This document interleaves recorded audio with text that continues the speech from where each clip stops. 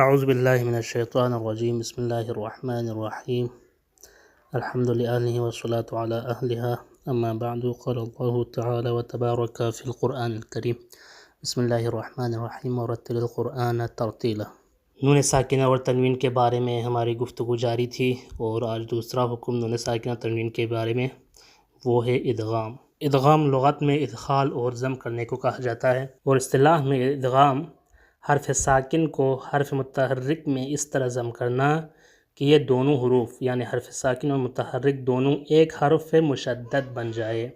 تو اس کو اصطلاح میں ادغام کہا جاتا ہے۔ حروف ادغام جو ہے وہ 6 ہے، یا، را، میم، لام، واو، نون، یعنی جس کو ایک کلمے میں اگر ہم جمع کریں تو حروف یہ یرملون بنتا ہے، یعنی حروف یرملون کہا جاتا ہے ان کو۔ یعنی یہاں پہ یہ حروف جب بھی نون ساکن یا تنوین کے بعد ان حروف یرملون میں سے کوئی بھی حرف آ جائے تو یہاں پہ ادغام ہوگا۔ ادغام کی 2 قسمیں ہیں، ایک ادغام بالغنہ ہے اور ایک ادغام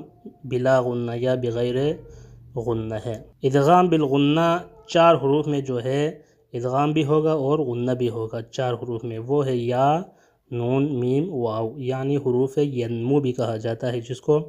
ان حروف میں جو ہے ادغام بھی ہوگا جب نون ساکن یا تنوین کے بعد یہ 4 حروف آ جائے، یا، نون، میم، واو، یہ حروف آ جائے تو ادغام بھی ہوگا اور ساتھ ساتھ غنہ بھی ہوگا۔ اور باقی 2 حروف جو لام اور را ہے اس میں جو ہے غنہ نہیں ہوگا بلکہ صرف ادغام ہوگا، یعنی نون ساکن اور تنوین کے بعد جب بھی حرف لام اور حرف را آ جائے تو یہاں پہ ادغام تو ہوگا لیکن غنہ نہیں ہوگا۔ تو ہم آپ لوگوں کو یہ چند مثالیں جو ہے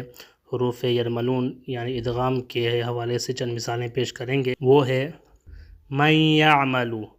من یعملو، یعنی نون کے بعد حرف یا جو کہ حروف یرملون میں سے ہے،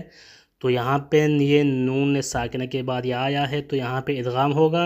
اور ساتھ ساتھ یہاں پہ غنہ بھی ہوگا، چونکہ یہ یا حرف یمون میں سے ہے تو یہاں پہ غنہ بھی ہوگا، جیسے من یعملو، من یعملو، غنہ اور ادغام دونوں ہوگا۔ اور اسی طرح ان نظن، ان نظن، تو یہاں پہ نون ساکن کے بعد حرف نون آیا ہے اور حرف نون حروف ادغام میں سے ہے اور ادغام بالغنہ میں سے ہے تو یہاں پہ بھی ادغام بھی ہوگا اور غنہ بھی ہوگا۔ اسی طرح قول معروف، قول معروف،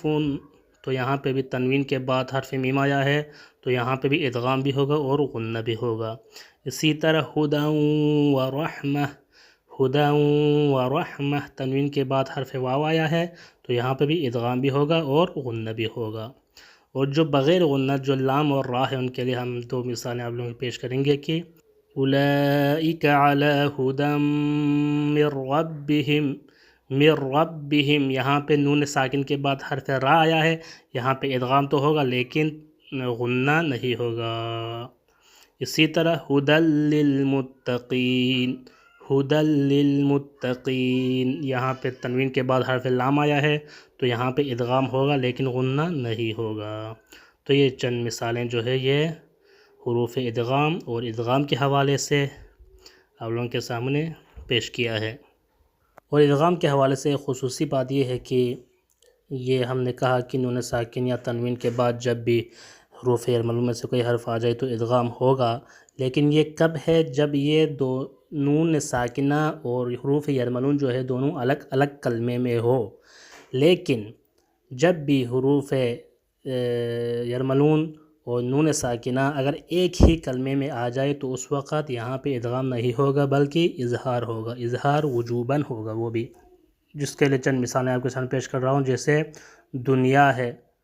فی ہذہ، ربنا آتنا فی الدنیا حسنہ، ربنا آتنا فی الدنیا حسنہ، تو یہاں پہ دنیا ہے تو آپ دیکھیں تو یہاں پہ حرف نون ساکن کے بعد حرف یا آیا ہے، قانونی طور پر تو یہاں پہ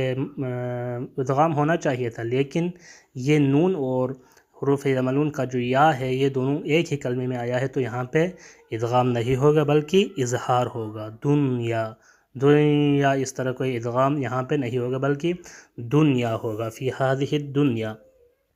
اسی طرح دوسرا مثال جو ہے وہ ہے بنیان مرصوص، بنیان نون ساکن کے بعد پھر حرف یا آیا ہے تو یہاں پہ بھی ادغام نہیں ہوگا، چونکہ یہ نون ساکن اور یا دونوں ایک ہی کلمے میں ہے، اس لیے یہاں پہ بھی اظہار ہوگا۔ اسی طرح قنوان ہے، قنوان، تو یہاں پہ بھی نون ساکن کے بعد حرف واو جو کہ حروف یرملون میں سے ہے یہ آیا ہے، تو چونکہ یہ دونوں ایک ہی کلمے میں ہے تو یہاں پہ بھی اظہار ہوگا، ادغام نہیں ہوگا، قنوان ہوگا۔ اسی طرح صنوان ہے، صنوان نون ساکن کے بعد حرف واو آیا ہے، چونکہ یہ دونوں ایک ہی کلمے میں ہے اس لیے یہاں پہ بھی ادغام نہیں ہوگا بلکہ اظہار ہوگا، صنوان۔